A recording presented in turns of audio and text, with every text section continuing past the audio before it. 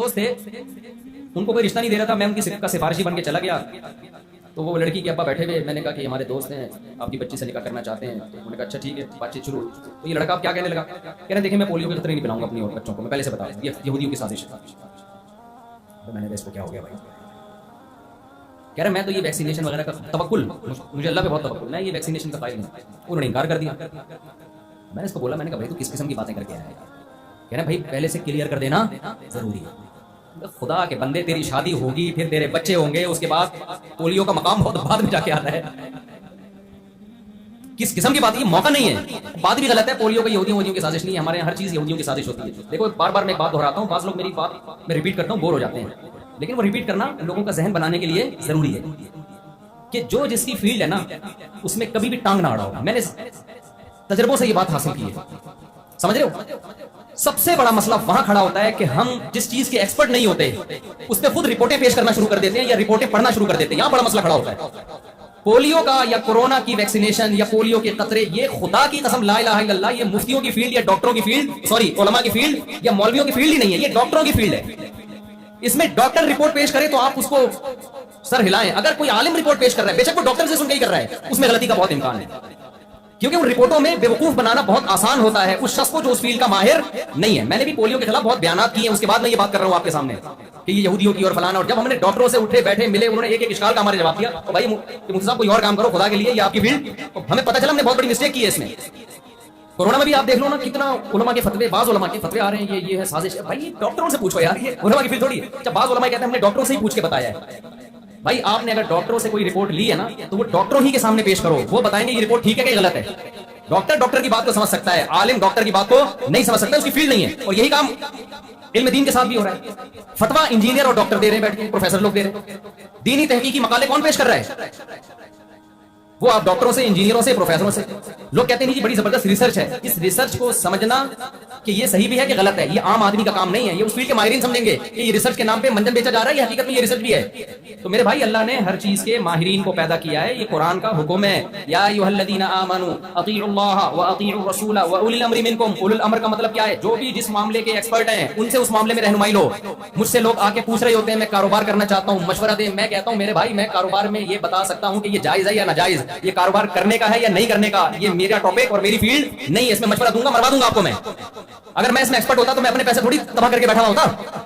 मैंने तो ऐसे तजर्बे हैं माशाल्लाह, उधर पैसा दिया उसने डबो दिया, उधर पैसा दिया उसने डबो दिया, फिर भी शादियों पे शादियां करता चला जा रहा था। ये अल्लाह का फजल, ये अल्लाह ने मेरे साथ इसलिए किया कि अगर मेरा कारोबार बढ़ता ना फिर मैं शादियां करता। लोग कहते हैं यार पैसा नोट छाप रहे हैं इसलिए शादियां कर रहे हैं। तो अल्लाह मियां ने ऐसा मेरे साथ काम किया कि जिधर कारोबार में पैसा लगाया डूबा, और शादियां भी स्पीड के साथ और बच्चे भी स्पीड के साथ। अभी देखो जनाजों की बात हो रही थी, किसी के चेहरे पे कोई वो नहीं आई और कोई एकदम रिस्पेक्ट, जैसे शादियों की बात आई ऐसे खिलखिला उठे। तो ये खूब समझ लें, ये बयान से हटके बीच में एक बात आ गई कि जो जिसकी फील्ड है ना उसमें उसी की राय का एतबार होगा। इसमें बड़े मसाइल खड़े होते हैं। हमने देखा उलमा बेचारे नेक होते हैं, मुखलिस होते हैं, लेकिन वो गलत फहमियों का शिकार हो जाते हैं, क्योंकि वो नेट से सर्च कर रहे होते हैं, गूगल से सर्च कर रहे होते हैं, इधर से ले रहे होते हैं, और वो डॉक्टर ही कुछ 2 नंबर किस्म के उल्लू बना रहे होते हैं बैठ के। हर फील्ड में 1 नंबर लोग भी होते हैं और 2 नंबर भी। जैसे मौलवियों में 1 नंबर भी 2 नंबर भी, साइंसदानों में 1 नंबर भी 2 नंबर भी, डॉक्टरों में भी 1 नंबर भी 2 नंबर भी। तो जब भी याद रखो, जब आप पूरी कौम के खिलाफ कोई बात करते हैं ना तो मंजन उसी वक्त बिकता है आपका।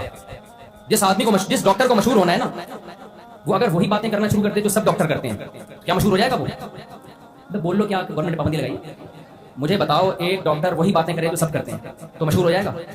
कभी मशहूर नहीं होगा। एक डॉक्टर कहता है सुबह उठ के एक्सरसाइज करनी चाहिए, दौड़ना चाहिए, इससे सेहत अच्छी होती है। आप कहोगे हमारे महल्ले में डॉक्टर साहब हैं वो भी यही कहते हैं। एक डॉक्टर कहेगा भाई खाना लिमिट, एक मिकदार में खाओ, फोड़ना फाड़ना मत करो, लड्डू मड्डू मत खाया करो, मीठा कम करो। सारे डॉक्टर हकीम एक ही बात कर रहे होते हैं, और ये करो वो वगैरह वगैरह। वो मशहूर नहीं होगा। मशहूर हमेशा वो डॉक्टर होगा जो ऐसी लाएगा मार्केट में, आप कहोगे हटो बच्चों हो गया। एक मेरा सफर हुआ, एक डॉक्टर साहब आए, ये बातें आपके काम की, इनको आप दीन से हटके ना समझें, बहुत गलत गाइडेंस हो जाती है, लोग फिर दीन से बदगुमान हो जाएंगे मुस्तकबिल में जाके। तो वो एक डॉक्टर, एक किसी कंट्री में मेरा सफर था, तो वहाँ अब मैं चूंकि मुतासिर नहीं होता क्योंकि मैंने ये मंजन बहुत दिखते हुए देखे हैं। पहले हम भी बड़े मुतासिर होते थे, अब हम नहीं मुतासिर होते। कहते जो सारे डॉक्टर कह रहे हैं ना वही ठीक है, ये जो एक नया है ना मार्केट में, ये कोई नई फिल्म आई है, ये मंजन बेच रहा है। वो एक डॉक्टर साहब थे, वो मिले मुझे, किसी मौलाना ने उनका तारुफ करवाया कि ऐसा डॉक्टर इस पूरी कायनात में नहीं है। बस मैं समझ गया कि इससे बड़ा बेवकूफ़ डॉक्टर दुनिया में या तो फ्रॉडी है या बेवकूफ़ है, क्योंकि पूरी कायनात में क्या कोई बनाए क्या भाई? बाकी MBBS नहीं करते, बाकी क्या वो क्या करके आते हैं वो? तो जनाब वो बहुत ही अजीम डॉक्टर, फिर वो जो उसने 1 घंटे का लेक्चर दिया है, जो लंबी लंबी फेंकी है उसने, मैं किसी मेडिसिन को नहीं मानता, मैं ये नहीं हूँ, मैं पैनाडोल के साइड इफेक्ट 5 साल तक रहते हैं। पैनाडोल ठीक है, दवाई नहीं खानी चाहिए, लेकिन यार 5 साल थोड़ा कम कर लेता मेरे भाई, थोड़ा सा कम कर लेता। वो एक है ना, मुझे वाकयात पे वाकयात इतने याद आते हैं, बयान न रह जाए कहीं। वो पाकिस्तानी, अमेरिकी और रशियन, ये 3 आदमी बैठे हुए थे, तीनों लंबी लंबी छोड़ रहे थे, अपने मुल्कों की तारीफ कर रहे थे। तो एक अमेरिकन ने कहा हमारे जो फजाइया ने इतनी तरक्की की है कि हमारे जहाज आसमान की छत से लग के चल रहे हैं। सब हैरान हुए, बिल्कुल छत से मतलब थोड़ा सा नीचे। रशियन ने कहा हमने सबमरीन की फील्ड में इतनी तरक्की की है, हमारी आबदोजें समंदर की तह से चिपक के चलती हैं।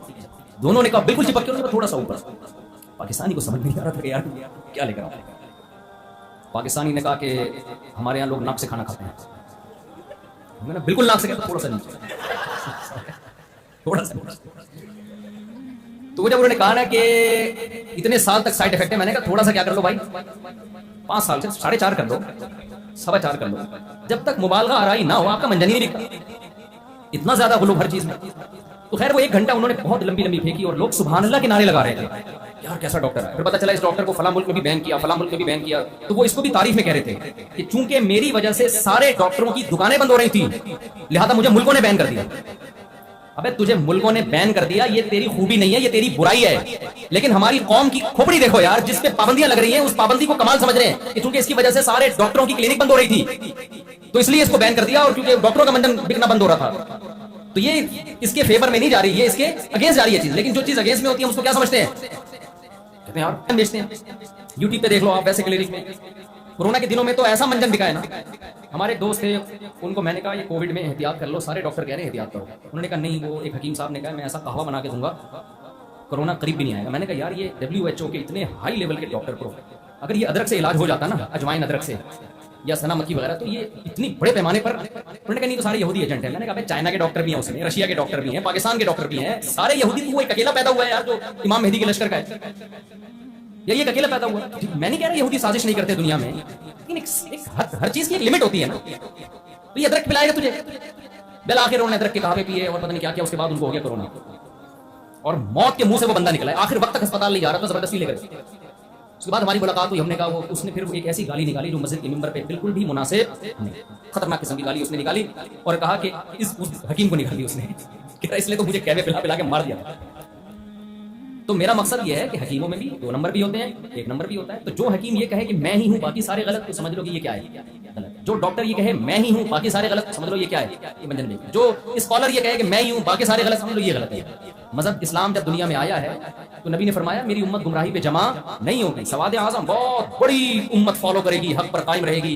ला यज़ालु ताइफतुम मिन उम्मती ला तज़ालु ताइफतुम मिन उम्मती ग़ाहिरीन अलल हक। नबी सल्लल्लाहु अलैहि वसल्लम ने फरमाया मेरी उम्मत ये बहुत बड़ी जमात है जो हक पर गालिब रहेगी, हमेशा हक को फॉलो करती रहेगी। क्योंकि नबी आखिरी नबी है, तो ये उम्मत भी क्या है, आखिरी उम्मत है। ऐसे नहीं हो सकती कि सारी खराब हो जाए इस उम्मत में, बहुत बड़ी उम्मत हक पर कायम रहेगी, जैसे कि अब भी है अल्हम्दुलिल्लाह। इस्लाम जिंदा है, जिंदा रहेगा। हाँ, जब इस्लाम खत्म होगा तो अल्लाह इस कायनात ही को खत्म कर देंगे। क़यामत